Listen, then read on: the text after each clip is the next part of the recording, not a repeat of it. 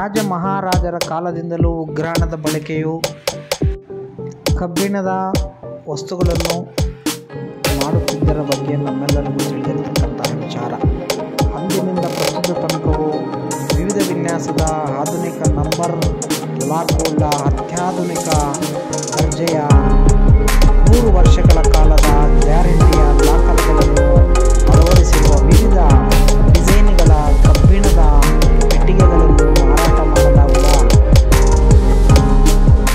ಪೆಟ್ಟಿಗೆಗಳನ್ನು ಮಾರಾಟ ಮಾಡುವ ಶ್ರೀ ವೀರಭದ್ರೇಶ್ವರ ಕಬ್ಬಿಣದ ಸೇಫ್ ಲಾಕರ್ಸ್ ಮತ್ತು ಗಿಫ್ಟ್ ಸೆಂಟರ್ಗೆ ಒಮ್ಮೆ ಭೇಟಿ ಕೊಡಿ. ನಿಮಗಿಷ್ಟವಾದ ಭದ್ರವಾದ 100 ವರ್ಷಗಳ ಗ್ಯಾರಂಟಿಯುಳ್ಳ ಕಬ್ಬಿಣದ ಪೆಟ್ಟಿಗೆಗಳನ್ನು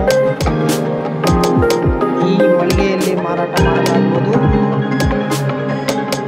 ಒಮ್ಮೆ ಸಂಪರ್ಕಿಸಿ ಶ್ರೀ ವೀರಭದ್ರೇಶ್ವರ ಕಬ್ಬಿಣದ ಸೇಫ್ ಆ್ಯಂಡ್ ಲಾಕರ್ಸ್ ಮತ್ತು ಗಿಫ್ಟ್ ಸೆಂಟರ್, ಚಿಂತಾಮಣಿ ನಗರದ KSRTC ಡಿಪೋ ಹತ್ತಿರದಲ್ಲಿರುವ ಮೋರ್ ಮುಂಭಾಗದಲ್ಲಿ. ನಿಮಗೆ ಅಚ್ಚುಮೆಚ್ಚಿನ ಕಬ್ಬಿಣದ ಪೆಟ್ಟಿಗೆಗಳು ಮತ್ತು ಸೇಫ್ ಲಾಕರ್ಸ್, ಕಂಪ್ಯೂಟರೈಸ್ಡ್ ಸೇಫ್ ಲಾಕರ್ಸನ್ನು ಅಳವಡಿಸಿರತಕ್ಕಂತಹ ಕಬ್ಬಿಣದ ಪೆಟ್ಟಿಗೆಗಳನ್ನು ಕೊಂಡೊಯ್ಯಿರಿ. ನೀವು ಸಂಪಾದಿಸಿದ ಹಣ, ಚಿನ್ನ, ಬೆಳ್ಳಿ ಮುಂತಾದ ಅತ್ಯುತ್ತಮ ಬೆಲೆ ಬಾಳುವ ವಸ್ತುಗಳನ್ನು ಭದ್ರಪಡಿಸಿಕೊಳ್ಳಿ. ಹೆಚ್ಚಿನ ಮಾಹಿತಿಗೆ ಸಂಪರ್ಕಿಸಿ. ಕಬ್ಬಿಣದ ಪೆಟ್ಟಿಗೆಗಳ ವ್ಯಾಪಾರಸ್ಥರು ಸುಬ್ಬಣ್ಣ, 8453383539. ಒಮ್ಮೆ భేటీ ನೀಡಿ ధన్యవాదాలు. ఫీలింగ్ రాకూడదు కదా, దానికి నరేంద్ర మోదీ మీరంతా ఓటేసి నన్ను గెలిపించిన మీటికి నేను ఢిల్లీలో పోయి వాళ్ళు ప్రధానమంత్రి కావాలని చెయ్యి వాళ్ళకి సపోర్ట్ చేసిన మీటికి వాళ్ళు రెండోసారి ప్రధానమంత్రి అయినారు. కొట్టచ్చు. వాళ్ళు ప్రధానమంత్రి అయిన మీటికి మా దేశంలో ఇచ్చిండే ఫస్ట్ స్కీమ్ ఏమంటే ఆయుష్మాన్ భారత్ కార్డు. ఎవరెవరి దగ్గర ఉంది ఆరోగ్య కార్డు? హాస్పిటల్కి పోతాం కదా, ఫ్రీగా చూపిస్తాం కదా, ఎవరి హತ್ರ ಇಲ್ಲ ಅಂತ ಹೇಳ್ತಾವ. ఇట్లా కార్డు ఎవరెవరి దగ్గర ఉంది అక్కడ చూపి. ಈಗ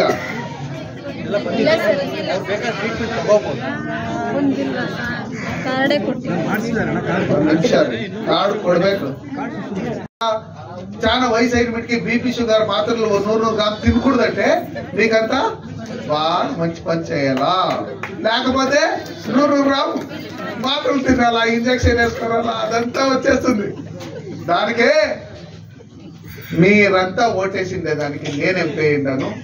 నాట్లో వాళ్ళు దేశంలో అంతా ఎంపీ అయిండే దానికి ఇట్లా మహాన్ భావంగా ప్రధానమంత్రి అయినారు. ఒకే ఒక సింగిల్ పైసా కరప్షన్ లేకుండా దేశం కోసరం మన కోసరం పనిచేస్తాడు. ఆయన మళ్ళీ ప్రధానమంత్రి అవ్వాల వద్దా? అవ్వాలి కదా. దానికే ఈ స్కీమ్ని ఇచ్చిండే దానికి ప్రధానమంత్రికి ఒక ఆమెకి మేము చూసిండాము, చాలా మంది చూసిండాం. నేను అప్పుడే చెప్తా ఉంటాను, ఇంట్లో ఉండే ఇద్దరు బాగుండాలా, బిడ్డను బాగుండాలా, కడుపులో ఉండే బిడ్డను బాగుండాలా, తల్లిని బాగుండాలా అనేసి ಮಾತೃವಂದನ ಪೋಷಣ್ ಅಭಿಯಾನ ತುಂಬಾನೇ ಆಹಾಕಾರ ಐತೆ. ಊರಲ್ಲಿ ಎಲ್ಲೋ 3-4 ಮನೆಗಳ ಹತ್ರ ಲೀಡರ್ಗಳ ಮನೆ ಹತ್ರ ನಲ್ಲಿಗಳು ಇರ್ತದೆ. ಎಲ್ಲೋ ಒಂದ್ ಕಡೆ ಹೋಗಿ ಅವ್ರ ಮನೆಗಳ ಹತ್ರ ಕಾಯ್ಬೇಕಾಗ್ತದೆ. ನಮ್ಮ ಹೆಣ್ಮಕ್ಳು ಕೂಲಿಗೆ ಹೋಗ್ಬೇಕು, ನಾಲಿಗೆ ಹೋಗ್ಬೇಕು, ಮಕ್ಕಳು ಸ್ಕೂಲ್ಗೆ ಹೋಗ್ಬೇಕು.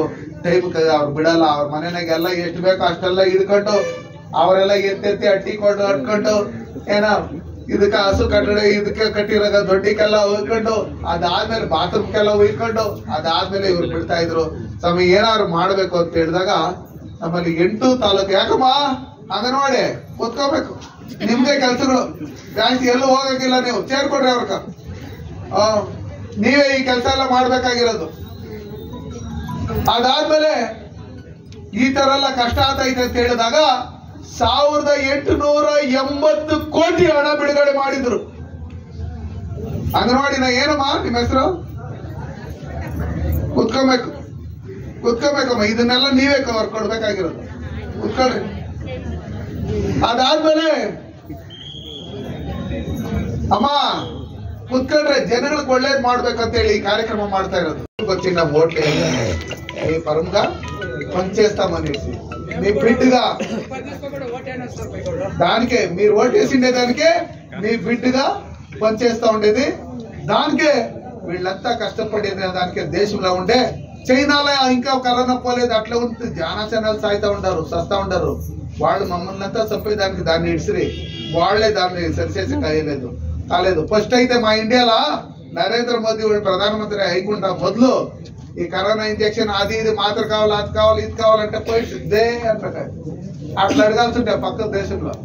ఇప్పుడు నరేంద్ర మోదీ వాళ్ళు కరోనాలో మమ్మల్ని బాగా చూసుకొని 80 దేశాల వాళ్ళకి ఫ్రీగా కరోనా ఇంజెక్షన్ ఫ్రీగా ఇచ్చిండారు, మాత్రలు ఇచ్చిండారు. కొట్టచ్చు. ఇప్పుడు మా భారతదేశము ఇట్లు ఇచ్చే దాంట్లో ఉంది, ఇట్లు తీసుకునే దాంట్లో లేదు.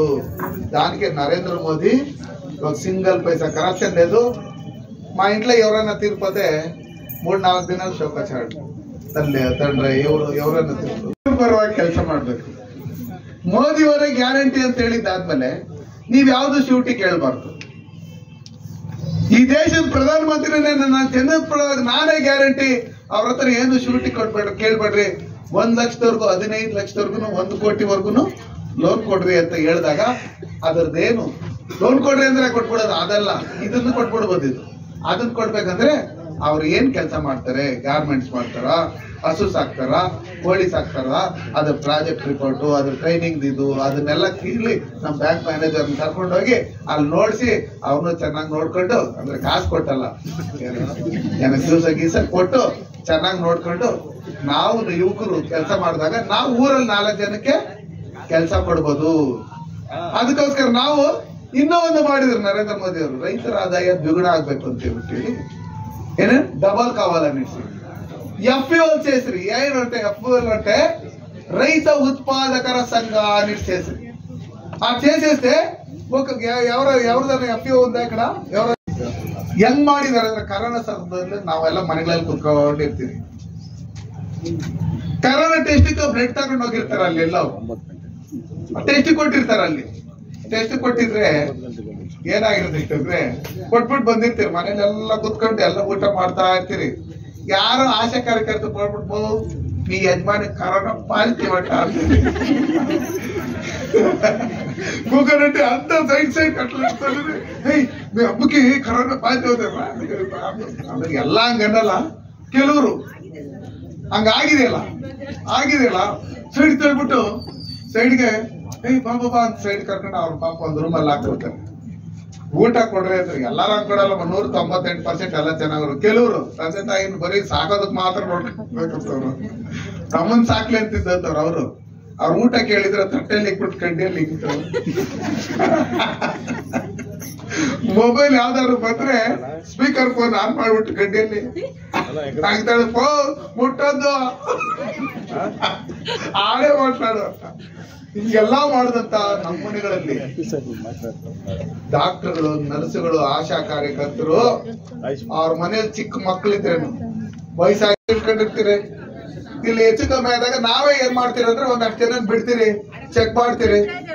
ಒಂದ್ ನಿಮಿಷ ಒಂದೇ ನಿಮಿಷ.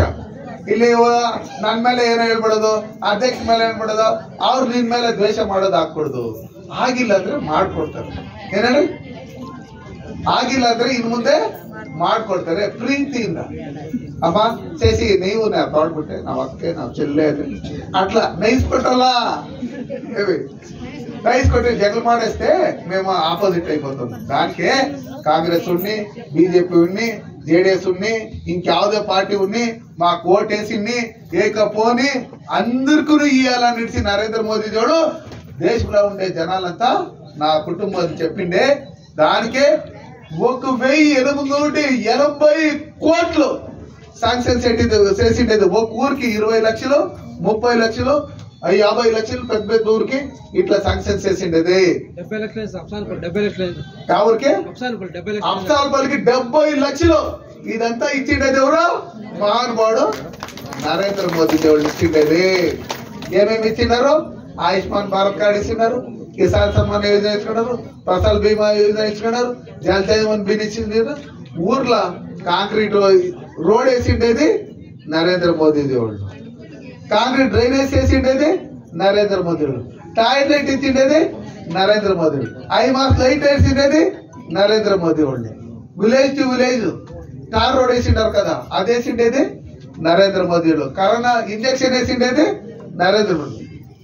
ఇదంతా చేసిండేది నరేంద్ర మోదీ దేవుళ్ళు. మా ఆశా కార్యకర్తలు ఉన్నారు, అంగన్వాడీ ಕಾರ್ಯಕರ್ತರು ಉಂಟಾರೋ, ಕುಡಿದು ಕಾಯಿಲೆಗೆ ಬರ್ಕೊಡುದು ಎಲ್ಲ ನಮ್ಮ ತಾಯಿಯದ್ರು ಆರೋಗ್ಯವಾಗಿರ್ಬೇಕು. ಅದಕ್ಕೆ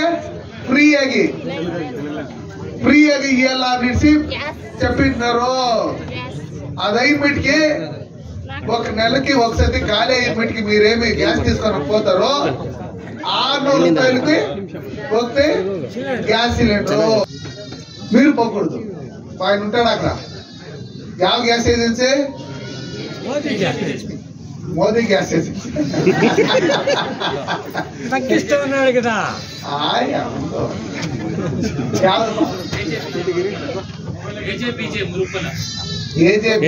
ಮುರುಕಮಲ ಅಂತ HP ಹಿಂದೂಸ್ತಾನ್ ಪೆಟ್ರೋಲಿಯಂ ಹೇಳಿ ಅದು. ಅದರಲ್ಲಿ ನಿಮಗೆ ಮೊದಲಾರು ತಿಂಗಳು ಕಾಯ್ಬೇಕಾಗಿತ್ತಲ್ಲ, ಮೋದಿ ಅವ್ರು ಹೇಳ್ಬಿಟ್ರೆ ನಮ್ಮ ಹೆಣ್ಮಕ್ಳು ಅಪ್ಲೈ ಮಾಡಿದ್ರೆ ಅವತ್ತೇ ಕೊಡ್ಬೇಕಂತ ಹೇಳಿರೋದು. ಅದೇನೋ 2 ದಿನ ಅಂತ ಹೇಳ್ತಾನೆ, ಪರವಾಗಿಲ್ಲ ಕೊಟ್ಬಿಡ್ಲಿ 2 ದಿನಕ್ಕೆ. ನಿಮ್ಗೊಂದು ಗ್ಯಾಸ್ ಸ್ಟವ್ ಕೊಡ್ತಾರೆ, ಪರವಾಗಿಲ್ಲ ಕೊಡ್ಬೋದು, ನೀನೇ ಕೊಡಿಸ್ಬೇಕು ಇವ್ರಿಗೆಲ್ಲ. ಈಗ ಏನಾಗುತ್ತಂದ್ರೆ ಯಾರಿಗೆ ವಿದ್ಯಾವಂತರು ಇರಲ್ಲ, ಯಾರು ಅವಿದ್ಯಾವಂತರಿರ್ತಾರೆ ಅವ್ರ ಸರ್ಕಾರಿ ಯೋಜನೆಗಳನ್ನ ತಗೊಳ್ಳೋದಕ್ಕೆ ಅವ್ರ ಕೈನಲ್ಲಿ ಆಗೋಣ. ನೀವೊಂದ್ ಸೈಡ್ ಬಂದ್ಬಿಡ್ಬೇಕು. ಅರ್ಥ ಆಯ್ತು? ಕೊಡಿಸಿದ್ರೇನೆ ನಾವು ಓದಿರೋದಕ್ಕೆ, ಈ ದೇಶದಲ್ಲಿ ಹುಟ್ಟಿರೋದಕ್ಕೆ, ಒಳ್ಳೆ ಪ್ರಜೆಗಳಾಗಿದ್ದೀರಿ ಅನ್ನೋದಕ್ಕೆ ಸಾಕ್ಷಿ. ಮುನ್ಸಿಪಾಲಿಟಿ ಪಾಸ್ ಬಾಯ್ ಅಂತ ಹೇಳಿ ನಾನು ಮಾತ್ರ ಹೋಗಿಸ್ಕೊಂಡು ಏನೇನು ಅವ್ರ ಪರವಾಗಿಲ್ಲ ಅನ್ನೋ ಲೆಕ್ಕಾಚಾರದಲ್ಲಿ ಇದು ಮಾಡ್ಕೊಂಡು ಹಂಗೆಲ್ಲ ಮಾಡ್ಕೊಡುದು. ಹೆಣ್ಮಕ್ಳು ನಮ್ಗೆಲ್ಲ ಕುಟುಂಬದವರು ಇಲ್ಲಿ ಯಾರು ಪಾರ್ಟಿ ನೋಡಲ್ಲ, ಯಾರು ಜಾತಿ ನೋಡಲ್ಲ. ನಮ್ಮ ದೇಶದಲ್ಲಿ ಇರ್ತಕ್ಕಂಥ ಪ್ರತಿಯೊಬ್ಬರಿಗೂ ಇದ್ರ ಸೌಲಭ್ಯ ಸಿಗ್ಬೇಕಂತ ಹೇಳಿ ನರೇಂದ್ರ ಮೋದಿಜಿಯವರು ಕೊಟ್ಟಿರ್ತಕ್ಕಂಥ ಸ್ಕೀಮ್ ಇದು. ಸೂರ್ಯ ರೆಡಿ ಆಗ್ಬೋದಾ? ಆ ಖಾಲಿ ಚೇರ್ಸಿರೋಂಥದ್ದನ್ನು ಡಿಸ್ಕನೆಕ್ಟ್ ಮಾಡಿ. ಯಾವ ಪಂಚಾಯತಿ ಅದು?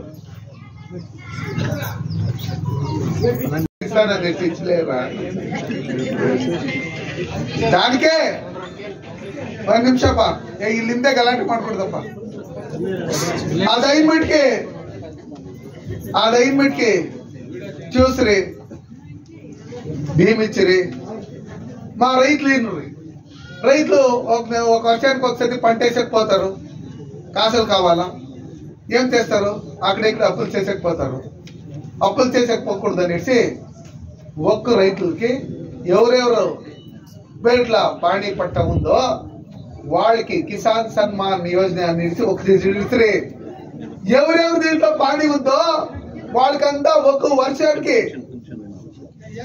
3 కంతులో 2,000 అనేసి 6,000 వేసి ఇప్పటి వరకు 15 కంతుల్లో 30,000 వేసిండేది సన్మాన్య నరేంద్ర మోదీ. కావాలంటే ఏమైనా ఇంతాలకు కావాల్సంటే 2,000, గొప్పరానికి కావాల్సంటే 2,000, ఏమైనా అక్కడ పనిచేసే వాళ్ళకి కావాల్సంటే 2,000, 6,000.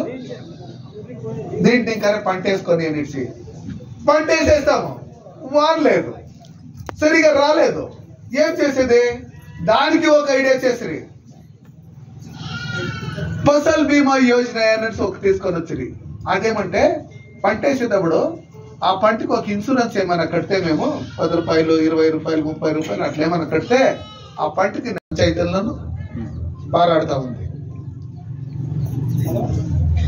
నా ఎంపీ కాన్స్టిట్యున్సీలో 8 తాలూకులలో ఇప్పటివరకు 50 పంచాయతీల పారాడి ఏమేమి స్కీమ్ ఉంది, ఏమేమి ఇచ్చిండారో దాన్ని ఎట్లా తీసుకున్నాలన్నిటి జనాలకంతా చెప్పుకొని వస్తూ ఉంటారు.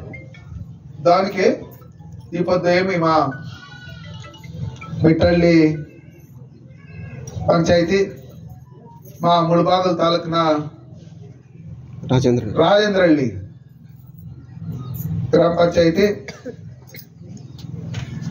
ఆమెకి శ్రీనివాసపురంలో నంబళ్ళి పంచాయతీ, వాళ్ళను వీడియోలో చూస్తూ ఉంటారు. నేను ఇప్పుడు మాట్లాడుతూ ఉండేది, మీరు కూకొని ఉండేది అదంతా. ఎలాంటే 5Gలో ఉండలేము. ఇప్పుడు మేము ఇక్కడ మాట్లాడుతూ ఉండేది ఒకేసారి 3 పంచాయతీలను అందరూ వింటూ ఉంటారు. ఒకేసారి త్రిబల్ యాక్టింగ్ చేసేకి వేయలేదు కదా, పిక్చర్ అట్లా చేసేకి వేయలేదు. దానికే ఇక్కడ వీడియో చేసి వీళ్ళు అక్కడను వాళ్ళను ఎన్నుకొనాలా, జనాలకి ఇది తెలియాలా, పేదోళ్ళకి, ఆడోళ్ళకి, మా మగబిడ్లకి, మా పెద్దోళ్ళకి అంతా తెలిస్తే మీకంతా ఆ స్కీమ్స్ వస్తే మీరు బాగుంటారు.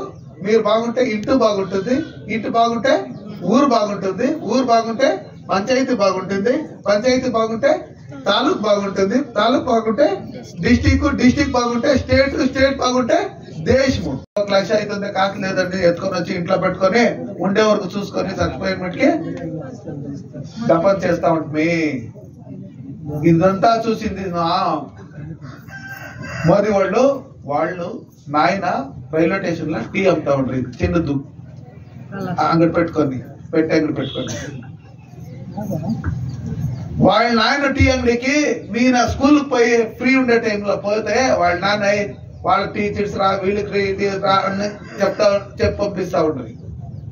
చెప్పొప్పిస్తా ఉంటే అక్కడ పోయి టీచర్స్ వస్తా ఉంది, వచ్చి చదువుకొనే ఈ దేశం కోసరం నేను ఏమైనా చేయాలనేసి పూరా మా భారతదేశం అంతా సుత్తి ఎక్కడెక్కడ ఏమేమి జరుగుతా ఉంది, ఏమేమి జనాలకి తొందర అవుతా ఉంది, దీని అంతా చూసిన మా నరేంద్ర మోదీ వాళ్ళు 4 సారి ముఖ్యమంత్రి అయ్యిండ్రి. ఎంత సారిలో 4 సార్లు. వాళ్ళ నాయన టీ అంగడి. వాళ్ళ ఇంట్లో ఎవరు గ్రామ పంచాయతీ మెంబర్ లేదు, గ్రామ పంచాయతీ అధ్యక్షులు లేదు, జడ్పీ మెంబర్ లేదు, ఎమ్మెల్యే లేదు, ఏమీ లేదు. వాళ్ళ నాయన టీ అంగడిలా పని చేసుకొని ఆమె చదువుకొని ప్రపంచమంతా దేశమంతా సుత్తి పేదోళ్ళది ఎవరెవరిది ఏమేమి ప్రాబ్లం ఉంది, ఏమేమి చేయాలనేసి అంతా ఫైనల్ చేసి 4 సారి ముఖ్యమంత్రి అయ్యి 2వ సారి ప్రధానమంత్రి అయ్యి ఇప్పటి వరకు ఒకే ఒక దినము రజ చేయలేదు. ఈ దేశానికోసరము, మనకోసరము, మీకోసరము పనిచేస్తా ఉంటారు. మేము ఒక దినం చెప్పని కొట్టచ్చు, ఒక దినము మా సేవలో పనిచేస్తే 2వ దినమా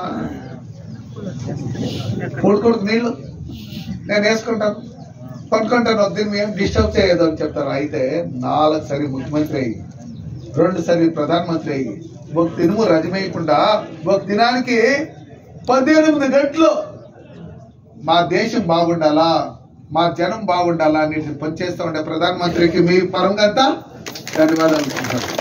ఆయన హాస్పిటల్కి పిలిపోతే 50,000, 1 లక్ష, 5 లక్షలు కట్టాలని పెడితే వాపస్ తీసుకొని వచ్చి ఇంట్లో పెట్టుకొని ఆవిడకి ఇచ్చేస్తా ఉంటుంది. ఎందరో ఊర్లో ఉండే వాళ్ళు హాస్పిటల్కి వేసేసి అక్కడ ఒకరు చూస్తారు. మా ప్రధానమంత్రి చెప్పిండారు, గుడ్డైతేను కుంటైతేను మీరు ఏమేం పేదోళ్ళు అయితారు, ఏమేమి ఇంపుల కోసం చేస్తారు, 50 పని నీకు తెలుసు, దాన్ని ఇంకా బాగా నేర్చుకునే దానికి మాకు ట్రైనింగ్ ఇచ్చి ఒక దినకి ట్రైనింగ్ పోతే వాళ్ళకి 500 రూపాయలు స్టైఫండ్ ఇస్తారు. కూలి ఇచ్చినట్ల స్టైఫండ్ ఇచ్చి 10 దినాలు 15 దినాలు ట్రైనింగ్ నేర్పించి ఆమెకి ట్రైనింగ్ అయిన మీటికి మీకు సర్టిఫికేట్ ఇచ్చి ఆమెకి 1 లక్ష మీ అకౌంట్ కి వస్తుంది. 1 లక్ష మీకు అకౌంట్ కి ఇస్తారు డైరెక్ట్ గా. చేతికి ఎవరికి నీవు నాకు ఇది పెట్టుకుంటాను అది లేదు, డైరెక్ట్ నీ అకౌంట్ కే వచ్చేస్తుంది. దాన్ని నీవు మేమంతా 18 ಕಂತಲ್ಲಿ ವಾಪಸ್ ಕಟ್ಟಬೇಕು. ಎಷ್ಟು ಕಂತಲ್ಲಿ? 18 ಕಂತಲ್ಲಿ ವಾಪಸ್ ಕಟ್ಟಬೇಕು. ನಾವು ಟೈಲರ್ ಮಿಷಿನ್ ತಗೊಬೋದು. ಅದಾದ್ಮೇಲೆ ನಾವು ಕಲಿಯೋಕೋತಿರಲ್ಲ, ಕಲಿಯೋಕೋದಾಗ ದಿನಕ್ಕೆ 500 ರೂಪಾಯಿ ನಿಮ್ಗೆ ಸ್ಟೈಫಂಡ್ ಕೊಟ್ಟು 15,000 ರೂಪಾಯಿ ಕಿಟ್ಟು ಕೊಡ್ತಾರೆ. ಯಾವ ತರ ಕಿಟ್ ಅಂದ್ರೆ, ನೀವು ಗಾರೆ ಕೆಲಸ ಮಾಡಕ್ ಹೋಗಿ ಅದನ್ನ ಇನ್ನೂ ಚೆನ್ನಾಗಿ ಕಲಿಬೇಕು ಅಂತ ಹೋಗಿದ್ರೆ ಅದ್ರ ಕರ್ನೆ, ಗುರುಮಾಲು, ಮಟ್ಕೋಲು, ಅದು ಇದು ಚಣಕೆ, ಬಾಣ್ಲಿ ಎಲ್ಲ ಸೇರಿ ಟೈಲರಿಂಗ್ ಕಲಿಕ್ ಹೋಗ್ತೀನಿ ಅಂದ್ರೆ ಒಂದು ಟೈಲರ್ ಮಿಷಿನ್, ಕತ್ರಿ, ಅವು ಇವು ಡಾಬು ಅವು ಇವು ದಾರ ಗಿರ ಎಲ್ಲ ಆಚಾರ ಕೆಲಸ ಮಾಡಕ್ ಹೋಗ್ತಿರೋ ಕುಲ್ಮೇಜ್ ಮಿಷಿನ್ ಅಂತೆ, ಉಳಿ ಅಂತೆ, ಅದಂತೆ ಇದಂತೆ ಇದೆಲ್ಲ. ಬ್ಯೂಟಿ ಪಾರ್ಲರ್ ಮಾಡಕ್ ಹೋಗ್ತೀರಂದ್ರೆ ಅದೇನೋ ಪೌಡ್ರು ಗೀಡ್ರು ಅವು ಇವು ಅದು ಇದು ಹಾಕೋದು, ಬಿರೋರು ಗಿರೋದು ಇದೆಲ್ಲ ಏನೇನ್ರಿ ಇದೆಲ್ಲ ಕೊಟ್ಟು ವರ್ಕ್ ಶಾಪ್ ಮಾಡಕ್ ಹೋಗ್ತಿರಂದ್ರೆ ಸ್ಕೂಲು, ಸುತ್ತಿ, ಕಟಿಂಗ್ ಪ್ಲೇರು, ಸ್ಪಾನರು, ಅವು ಇವೆಲ್ಲ 15,000 ರೂಪಾಯಿ ಇದನ್ನು ಕೊಟ್ಟು 1 ಲಕ್ಷ ಕೊಟ್ಟು 18 ಕಂತಲ್ಲಿ ನೀವು ವಾಪಸ್ ಕಟ್ಬೇಕು ಅದನ್ನ. ನಿಮ್ ಪರವಾಗಿ ನರೇಂದ್ರ ಮೋದಿ ಅವ್ರ ಗ್ಯಾರಂಟಿ ಯಾವುದೇ ಬ್ಯಾಂಕ್ ಅಲ್ಲಿ ಇವ್ರು ಯಾರು ಶೂಟಿ ಏನ್ರಿ ಶೂಟಿ ಕೇಳ್ತೀರಾ? ಬಾಯ್ ಬಿಟ್ಟು ಹೇಳ್ಬೇಕು ಜೋರಾಗಿ. ಶೂಟಿ ಕೇಳ್ತೀರಾ? ಶೂಟಿ ಕೇಳ್ಕೊಡ್ದೇವ್ರು. ಅವರು ನಿಮ್ ಪರವಾಗಿ ನರೇಂದ್ರ ಮೋದಿ ಅವರು 8% ವರ್ಷಕ್ಕೆ ಇಂಟ್ರೆಸ್ಟ್ ಅವ್ರು ಕಟ್ತಾರೆ ಬಡ್ಡಿ. ವರ್ಷಕ್ಕೆ 5% ಮಾತ್ರ ನೀವು ಕಟ್ಟಬೇಕಂದ್ರೆ ತಿಂಗಳಿಗೆ 0.5% ಬರಲ್ಲ. ಏನೇಳ್ರಿ 0.5% ಬರಲ್ಲ. ನೀವೆಲ್ಲ ಯಾರ ತರ ಬಡ್ಡಿ ಹೋದ್ರೆ 100 ರೂಪಾಯಿ 10 ರೂಪಾಯಿ 10 రూపాయలు కాదు ఇది. ఒక వర్షానికి 50 పైసలు లేదు, 100 రూపాయకి బట్టి. అట్లా దాని కడితే 1 ಲಕ್ಷ ಕಟ್ತೆ ಟಾಯ್ಲೆಟ್ಗಳೆಲ್ಲ ಅವ್ರ ಹತ್ರ ಡಾಕ್ಯುಮೆಂಟ್ಸ್ ಇಸ್ಕೊಂಡು ಅವ್ರು ಕೊಡೋಂತ ಜವಾಬ್ದಾರಿ ನೀವೆಲ್ಲರೂ ಸೇರಿ ಮಾಡಬೇಕು. ನಿಮ್ ಮನೆಯಿಂದ ಏನಾದ್ರು ಕೊಡ್ತೀರೇನೋ? ನರೇಂದ್ರ ಮೋದಿ ಅವ್ರು ಕೊಟ್ಟಿದ್ದಾರೆ, ಕೇಂದ್ರ ಸರ್ಕಾರ ಕೊಟ್ಟಿದೆ. ನಮ್ಮ ಹೆಣ್ಮಕ್ಳಿಗೆ ಮಾನ ಪ್ರಾಣ ಎಲ್ಲ ಕಾಪಾಡ್ಬೇಕು ಅಂತ ಹೇಳಿ ಅದನ್ನ ಕೊಡಕೇನ್ರಿ? ಕೊಡ್ರಿ, ಕಟ್ಸ್ಕೊಡ್ರಿ. ಇಲ್ಲ ಅವ್ರು ಕಟ್ಟಿದ್ರೆ ದುಡ್ಡು ಕೊಡ್ರಿ, ಸೀಲ್ ಹಾಕ್ರಿ. ಸ್ವಚ್ಛ ಭಾರತ್ ಮಿಷನ್ ಆಗ್ಬೋದಲ್ಲ? ಚಿಕ್ಕ ವಯಸ್ಸಪ್ಪ ಮಾಡಪ್ಪ. ಹೀರೋ ಆಗಿರಿ, ಇವ್ರ ಹತ್ರ ವಿಲನ್ ಆಗಕ್ ಹೋಗ್ಬೇಡ. అర్థం ఆಯ್ತಾ?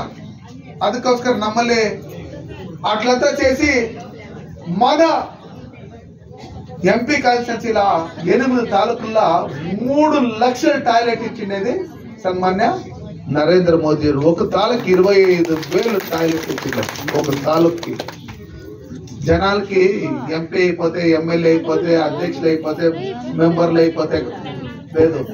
అది వాళ్ళకి పోయిందా లేదా అని తెలుసుకుంటే అది ఆయనే పెద్ద లీడరు. ఏం నానా చేయాల. అందరికీ నేను నెక్స్ట్ టైం వచ్చేప్పటికి ఎవరింట్లోనూ టాయిలెట్ లేదు అనకూడదు.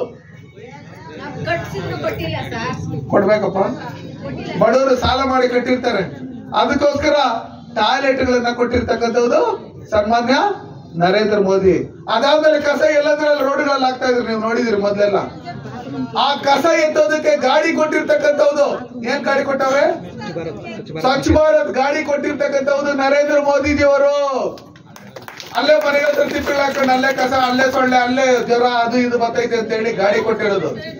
ಕಸ ವಿಲೇವಾರಿ ಘಟಕ ಕೊಟ್ಟಿರ್ತಕ್ಕಂಥದ್ದು. ಸ್ವಚ್ಛ ಸಂಕೀರ್ಣ ಇದ್ರಲ್ಲಿ ಕಸನೆಲ್ಲ ಎತ್ಕೊಂಡೋಗಿ ಒಂದ್ ನಿಮಿಷಮ್ಮ.